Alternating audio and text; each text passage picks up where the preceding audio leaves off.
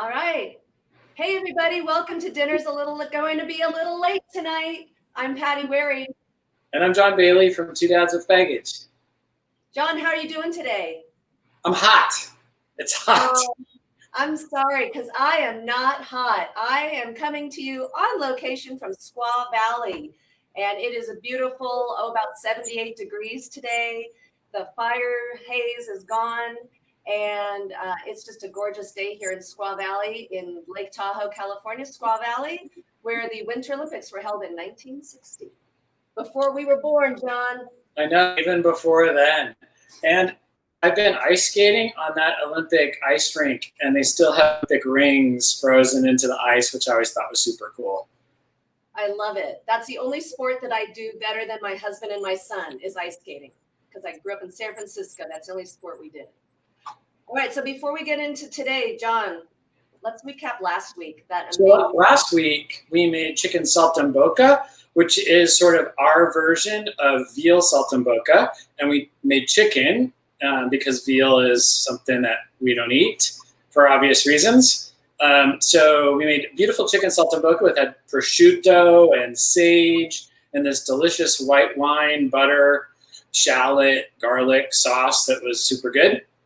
And this week we're being thrifty because I think we're using some of that prosciutto again, right? Yes. But before we step away from the chicken saltimbocca, I have a question for you. And then I just have a fun little anecdote, as one does. So if you've tuned in last week, you saw that I diligently took my toothpicks out of the pieces of each individual piece of the chicken saltimbocca. And I was diligent. And then that night when my husband and I sat down to have dinner, apparently I only took 3 of the 4 pieces of toothpick out. Because guess who got the toothpick? Right here. Hey, that's good luck. You make a wish. Oh, excellent. My wish was that I didn't tear up the roof of my mouth. So we had these toothpicks that we used to hold the pieces of sage and the prosciutto to the chicken breast when we were cooking it. And you're supposed to take it out before you serve it. But hey. I thought I did. Yeah, well. So, John, last week, one of the things you said about the chicken saltimbocca was that it's a great dish to make in advance and for company. So what's your best advice on if you do make an entree like that in advance to hold it for a couple hours? Yeah, so I love to make that dish when we have people coming over because I really hate to sit in the kitchen and cook the whole time.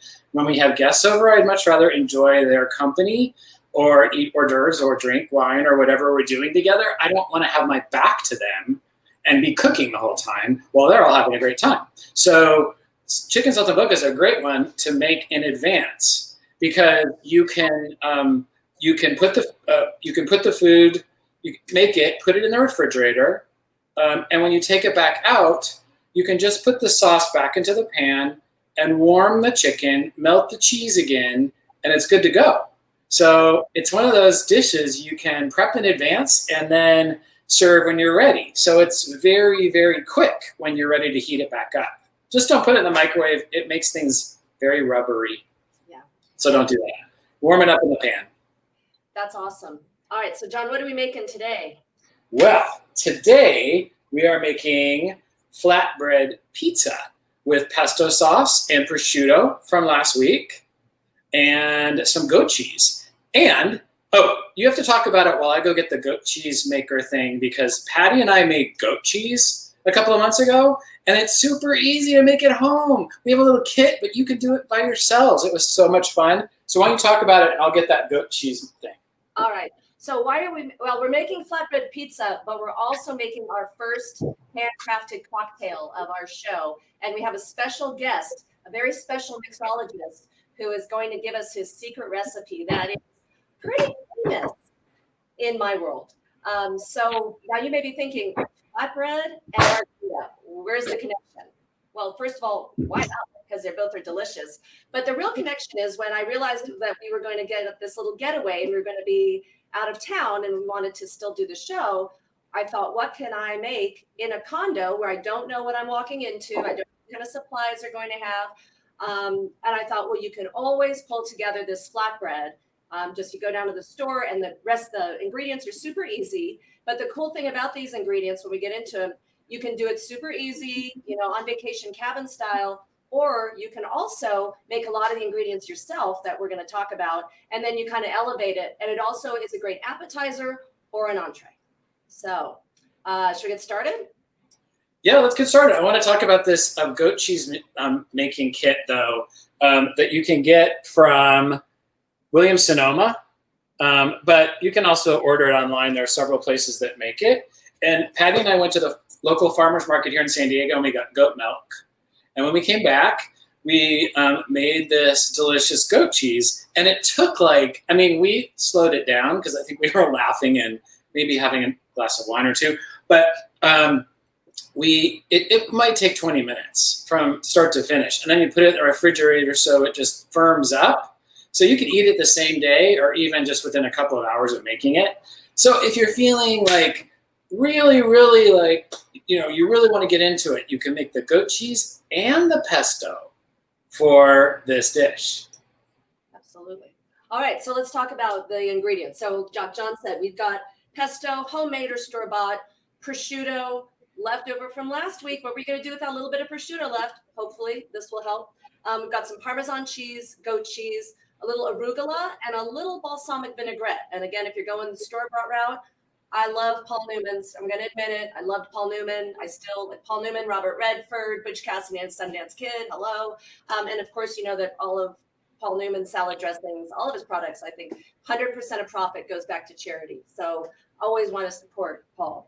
So I think Paul Newman had the bluest eyes of any actor I've ever seen. Like his eyes were piercingly blue. Before they made blue contact lenses, he was on it. They probably made blue contact lenses because of Paul Newman. Okay, but let's just say Paul Newman or Robert Redford, which cast? Paul Newman. Oh no, Robert Redford. Nope. Robert Redford just turned 84. Just if you want to feel really old. All right, so pizza dough. Again, you can make your own. You can go Whole Foods, Trader Joe's, you can roll it out, or again, you're on vacation, you want to keep it simple, and you go with your Pillsbury. And normally I get the thin crust Pillsbury, but they didn't have that at the Safeway in Tahoe City. So I got the classic crust. I really wanted to do the popping thing live on the show, but I was a little nervous about what this crust was going to be like, so I already did it. Let's see, John's got the groovy. So I got the already made pizza dough from Trader Joe's. This one is the garlic and herb crust, but I made just the plain crust. And Patty, and see, this is the plain crust. So it's already like pizza dough, and you just have to blob it out of the bag and roll it, which is really super easy. But like Patty said, if you don't even want to do that, you can go even more quick. My thing with the pizza dough that I've had to kind of perfect with this recipe, even using the store-bought, and if you're watching and you've got advice, bring it home, to just get I want it crispy, but I don't want it too hard. So I've had success with this. So the first thing, so we spread out our pizza dough, nice and thin, whatever kind you're using, you want it thin. And then I'm just following basically the directions on my package. We're going to pre-bake it for about 8 minutes in the oven. So into the oven it's going. I've never used this oven. Wait, before you do that, yes. Remember I was asking you if you had a Silpat, and you're like, what is that? Yes. So this is a Silpat, and you put it in the bottom of a baking sheet like that, and it's like non-stick. It's made from some sort of, I don't even know what, but you get it at a cooking store. It's super like flimsy, rubbery kind of. But when you cook stuff on it, it just slides right off rather than you worrying about cookies or pizza dough sticking to the bottom of the pan. And they're like $10. I mean, they're very inexpensive. So get one. I knew those things existed. I didn't know it had that snazzy name. All right, now I'm going to put my pizza that's just got a little pan on the cookie sheet in my oven.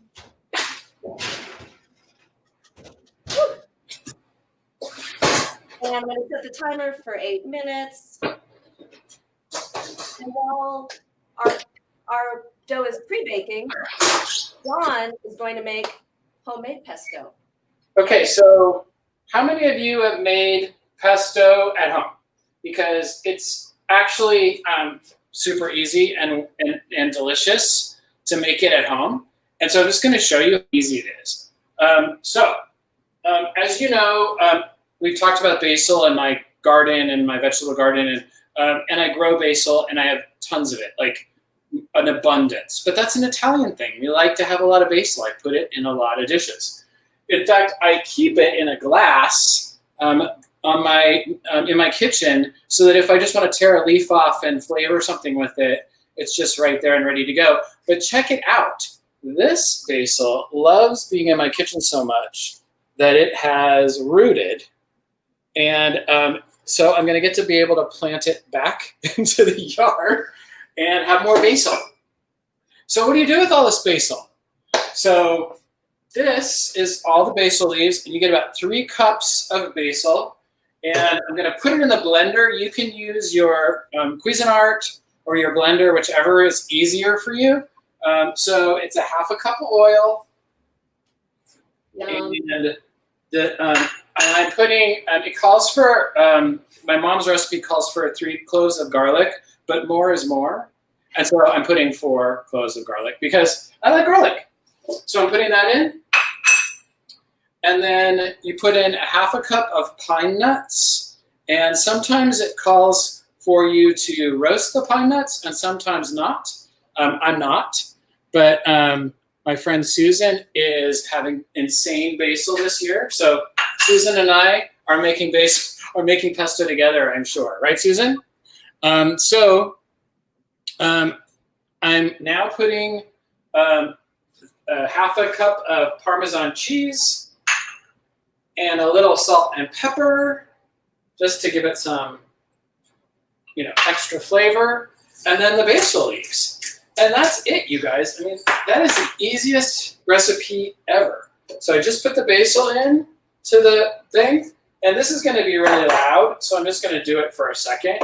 But I just want to show you how easy it comes together.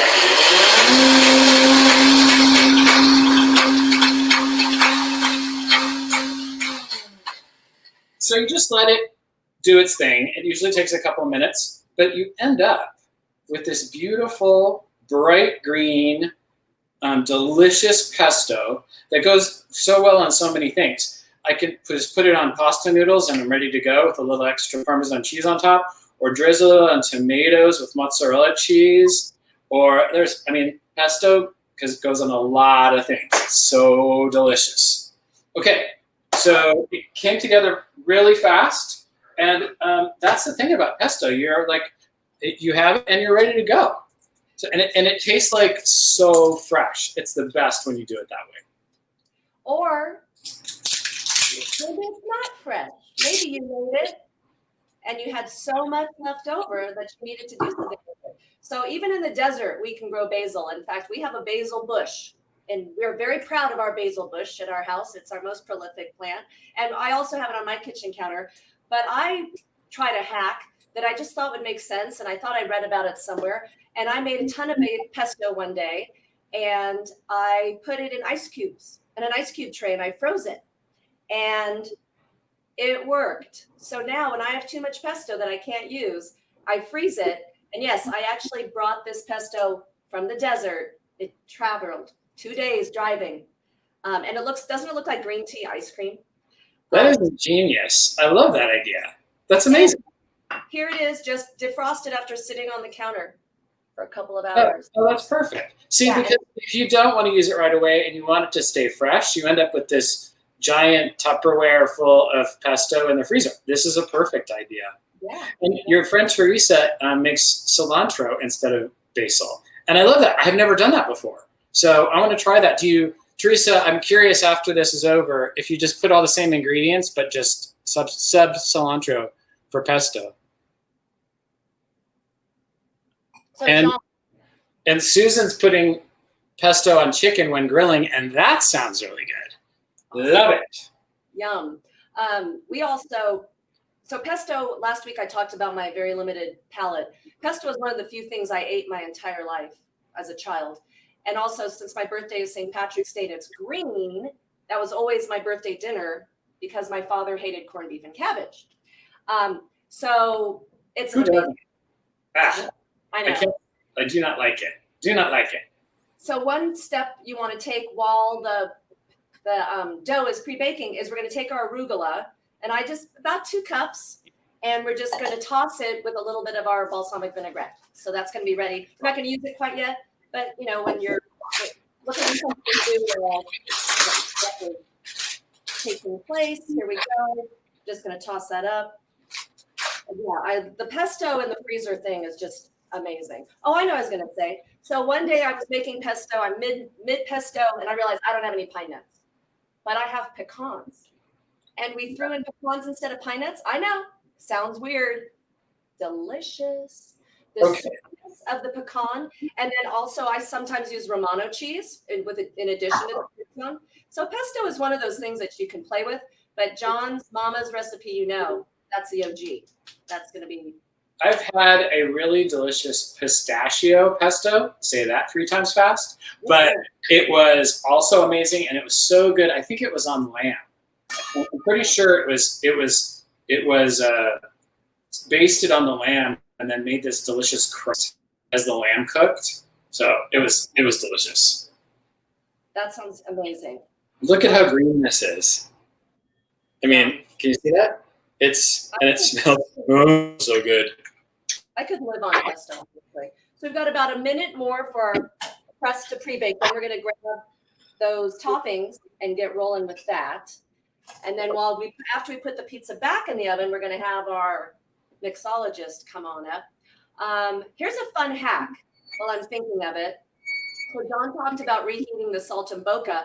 Here's a great thing that I think I made up. I could have read it somewhere. I don't know. For reheating, I started doing pizza. Really do it with any kind of leftovers. Like if you have your to-go box from a restaurant. So you take whatever your leftover is, put it on a cookie sheet, and put it in the oven. Turn the oven on to 350 with your pieces of pizza, your half a burger, whatever. And then when the oven beeps, like mine did a couple minutes ago, to say it's preheated, your pizza is perfectly reheated. Perfect. Really? Okay. Because I am going to serve this tonight for dinner. We have a really close friend coming over for dinner, and we're going to be socially distant on our back deck and eat this delicious pesto flatbread that I've made. But I want it to be warm. So that's perfect. Thank you. I did not know that. In all these many years, you've never shared that secret with me. I know. Well, you're learning a couple secrets today. Oh, there's the timer. That was my timer with my, what was that? Bad to the bone. No, it was not The Crown, the fake one, Downton Abbey. That was okay. I just got to share these pot holders. I know we're staying at our friend's condo. They're not here. And I know that a small child made these many, many years ago. Do you remember these? They look like grandma pot holders. Oh, no. Okay. All right. I mean, I don't know if you made them, but these were big in my house. The loom pot holders. Oh, love these. So while you're doing that, I'm going to talk about this wine that I'm drinking because Patty and I have something, and I'm drinking red wine. Scott's going to make margaritas in a minute, but right now, just until then, this is to hold me over. And I'm drinking this red wine from Hush Vineyards. And when I was telling Patty that I was going to do a wine tasting that included Hush Vineyards, which is in Mendocino County in the northern or the sort of northwestern part of Sonoma County. And there are not fires in Mendocino County right now. And I told her I was going to be tasting Hush. And what did you say, Patty? So we love Hush. That's our go-to. That's our everyday. That's our Chardonnay. Many nights a week, we enjoy our Hush. Okay, well, I'm drinking the Pinot Noir, and it's the Reserve from 2017. And so what they were explaining to me was that they take a couple of barrels out of the regular group, and they let them, and literally they're reserved, and that's why they call it Reserve, and they put them aside and let them continue to age in their casks. And they're hand-picked to sort of age further, and so it's an even smoother and more delicious Pinot Noir from Hush, Husch, Hush Vineyards. Love it. It's like my new go-to. Love, love, love. And it's very affordable. I think it's like under $30. Yes, we had a wine dinner, a hush wine dinner, and that's what we got turned on to it. It is. It's very nice producer with some reasonable, and we usually do the Chardonnay, but I have had the Pinot too. All right, you have it, and it's aged in French oak barrels, and it's like, oh, delicious. Anyway, sorry, go ahead. Did you take your crust out? Yeah, mine came out before yours did. Oh, yeah, because I was talking about chatting it up. You were showing potholders, and I was taking my, but mine has big, weird bubbles in it. It's misshapen. Poke the bubbles. Poke them with what? A fork. Oh, okay. Like pop them. Okay.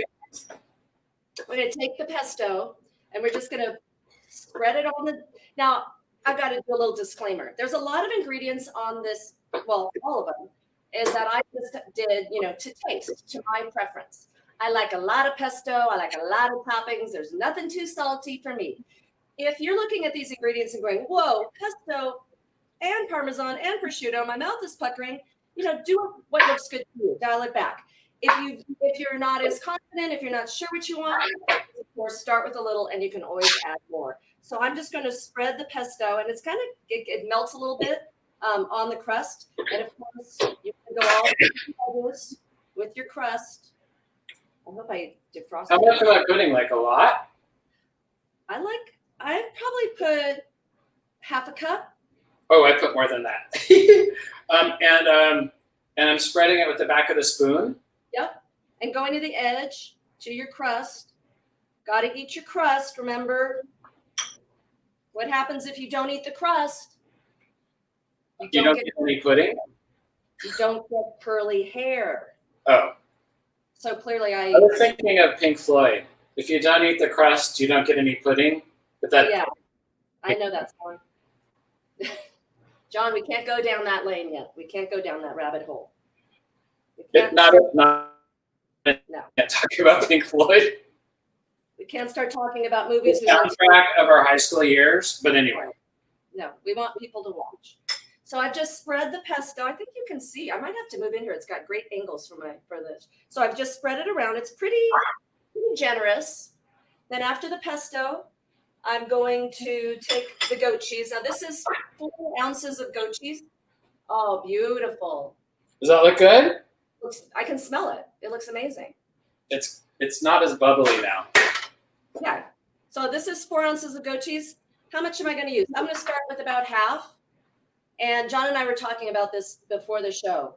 So I like a lot of toppings. I don't want a lot of dead space. So I'm just, with my very official cooking terms, I'm dolloping globs of the goat cheese all over the crust, planning ahead that I'm going to put some prosciutto among them. So I'm just, this is good. Now, making the goat cheese with John was super fun. It was like a science experiment. We learned about whey, and we had to use a thermometer. It was kind of like a science. It tested our skills, because those are not skills. Like, it was almost like chemistry.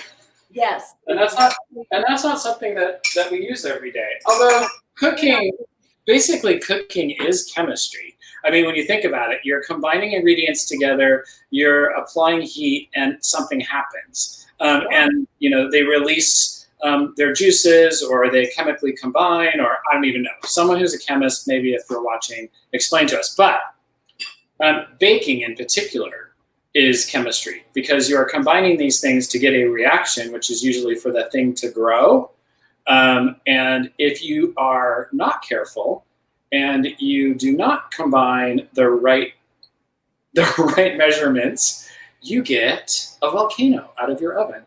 Kind of like I Love Lucy in that episode where she was cooking the bread and she opened the oven and the bread came out and pinned her against the wall.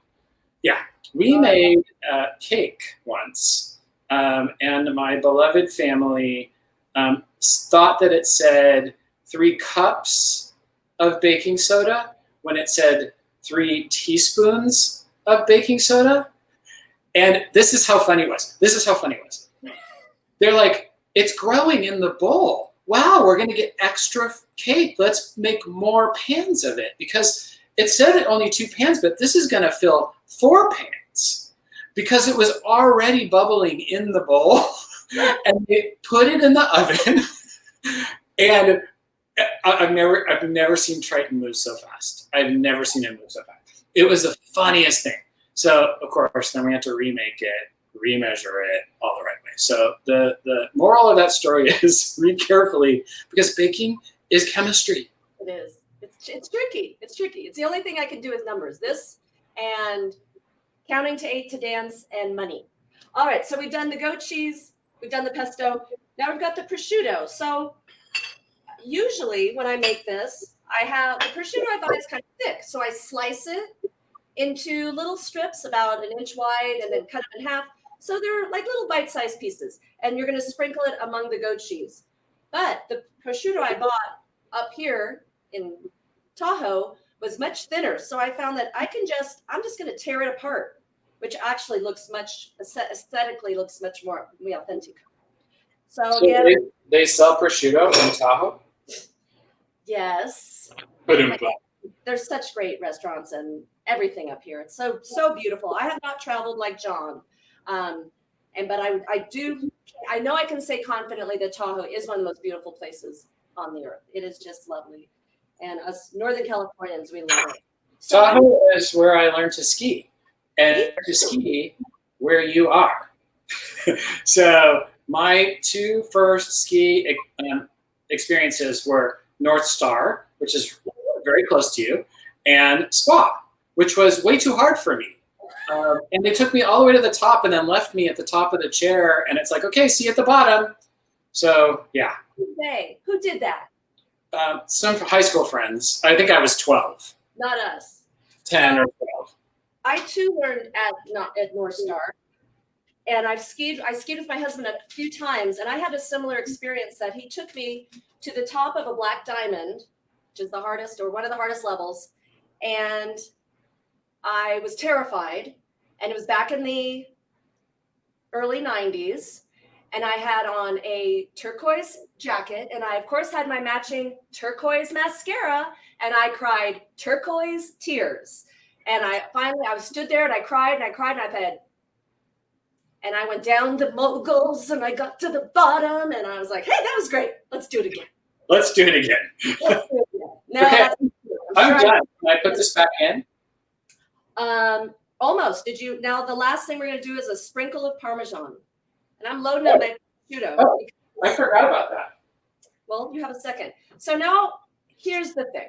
I have plenty of prosciutto on my pizza, but I have a little bit left. What am I going to do with it? Oh, yeah, baby. So, delicious. A little bit of Parmesan. Again, just sprinkle it on there. Okay, I'm putting it in. I am too. Hang on, I'm coming. How long does it cook? It says it depends. So it kind of depends on your oven. It depends on your dough. So we're going to start with about, I'm going to say 6-7 minutes. Again, I've never used this oven before, so it's super exciting. But while it cooks, we have some. I'm going with 6.5, just to split the difference there. All right. Let's get our margarita boy in here. Let's do it. All right. So let me get this out of the way so we can introduce Margarita Boy. And Scott is famous for these margaritas. He's been making them for as long as I can remember, and I've been enjoying them for just the same amount of time. And he has a touch, and he's going to teach us how to do this. And this is a big deal because it's kind of his special thing that everyone always says, Scott, will you please make your margaritas? So for him to be sharing it with you is a big deal. So you heard it here first, right here on Dinner's Going to Be a Little Late Tonight, the Scottarita. All right, Scott, come on in. My favorite mixologist, my main man, my husband of almost 31 years. Here's Scott, and our first special guest. Good afternoon. All right, I need to get you some ice. So, as John mentioned, the Scottarita is kind of famous among, I feel like I have prosciutto flying out of my mouth, among our family and friends. And it all started, Scott's always loved margaritas, but there was something, I must have been near you. There's something about a margarita that we didn't like, which was People always made them too big and too big of a glass, and sweet and sour gave me massive heartburn. And it gave me that flummy thing. Blah, blah. So Scott set out to find a substitute for sweet and sour or Rose's lime juice. And what you originally used many years ago was the frozen lime concentrate. Remember the old days when you used to like get the little frozen concentrate? Yeah. My mother would take the orange juice out the night before and leave it on the counter so she could make it in the morning for my dad. So we used to use that. And then we discovered it morphed into Simply Lime Juice that's available at the grocery store, pre-mixed, very easy. You can buy a small one, large one. All right. You don't need much. So Scott's going to walk you through, and I'm going to do what I do best as his wife, interject. So why this size glass? I think you just said. Again, the big one, they put in too much mix, and I like the flavor of Reposado tequila, and it's more of a caramel tequila. So I like the taste of that. So the more mix you put in, it dilutes the taste of the caramel tequila. And I say, why do you want all that filler? All those empty calories of all that mix when you just want to get busy with your tequila. So, Wait, Scott, why Reposado? It's Blanco seemed a little bit too light, and Añejo was a little bit too heavy, although you can make margaritas with both those varieties, and it's very good. But everybody seems to like the Reposado. And I actually researched this week, and it said that Reposado is the preferred one. You're being awfully noisy. For margaritas because how smooth it is, and I guess it's aged a little longer. John has a varietal that he. Well, your friend Julia says hi. She's excited to see you do this.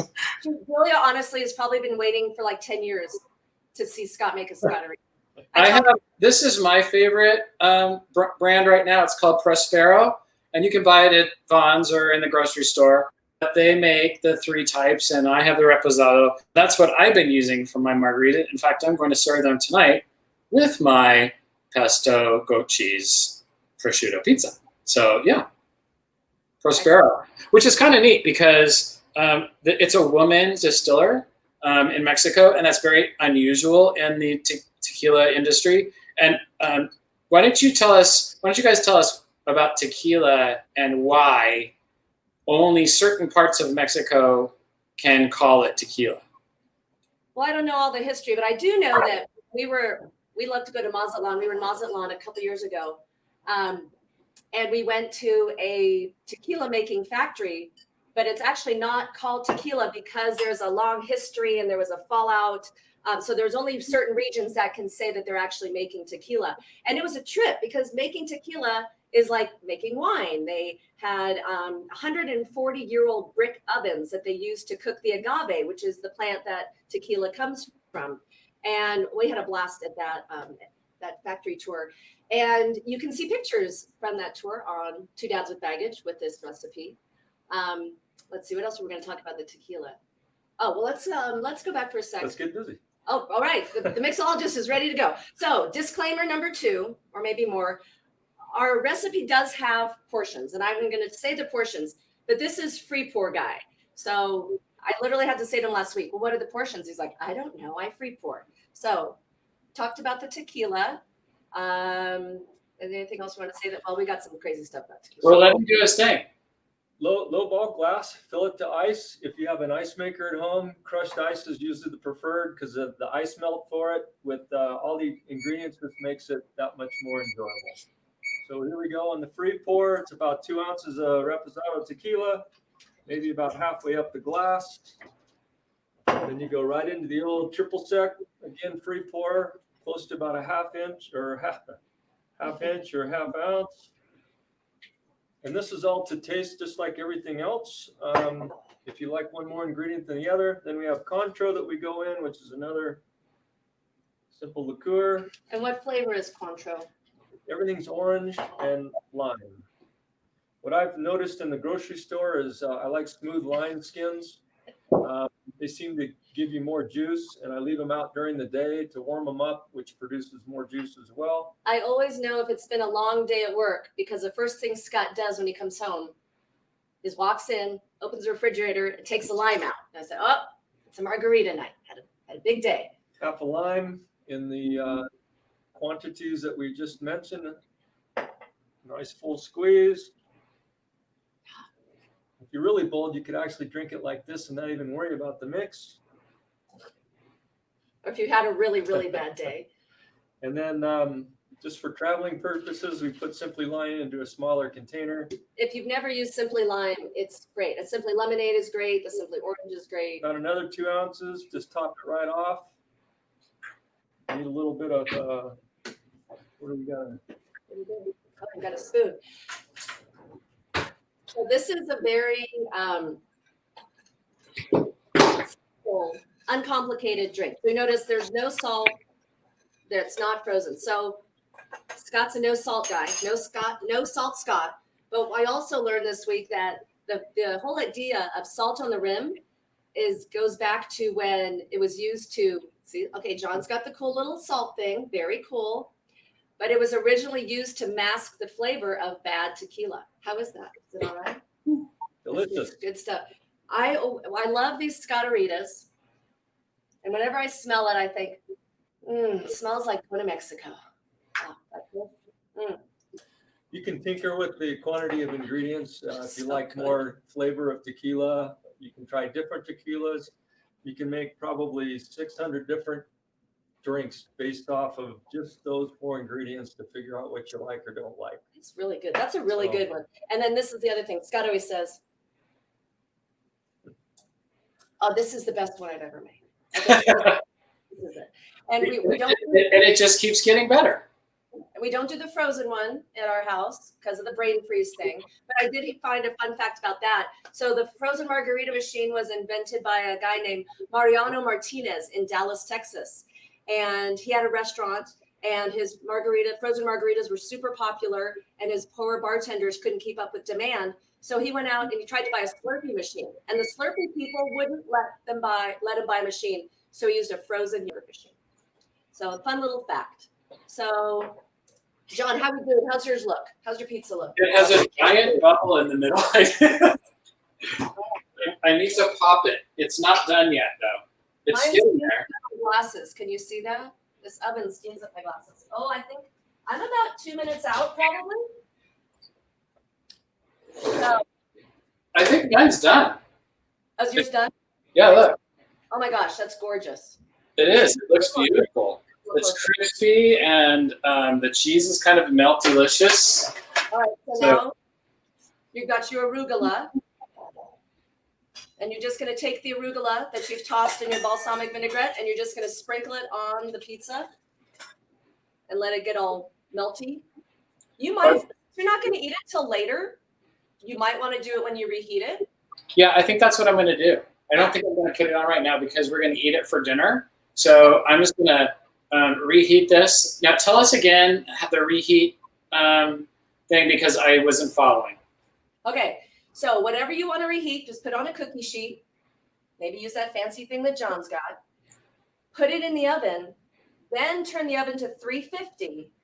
And then as soon as the oven reaches 350, when the preheating is done, it's warmed up.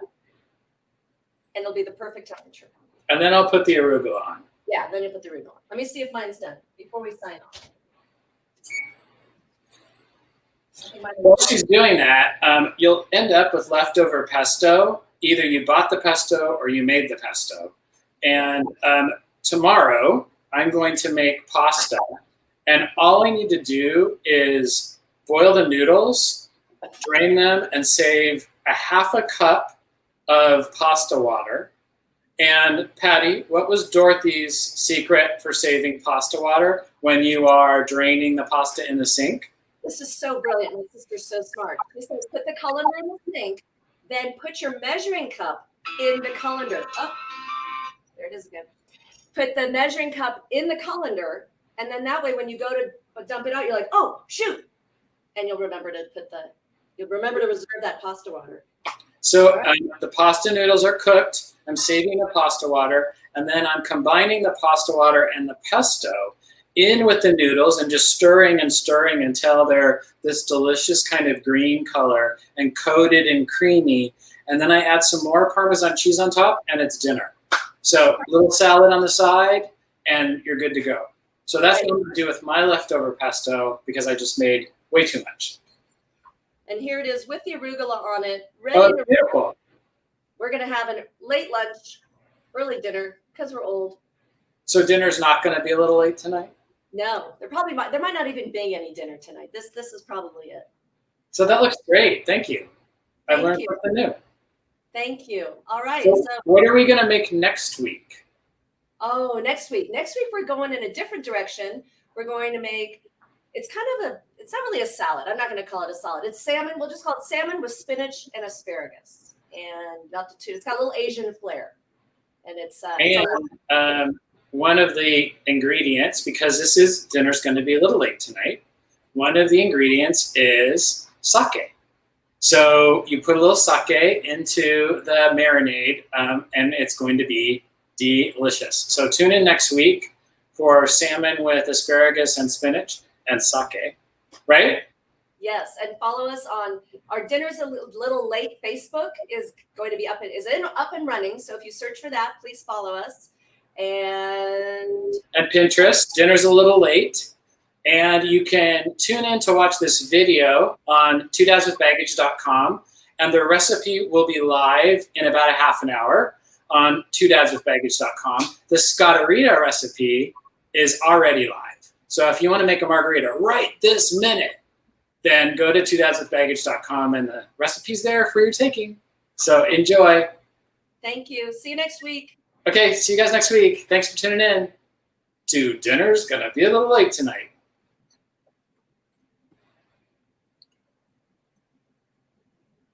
Bye.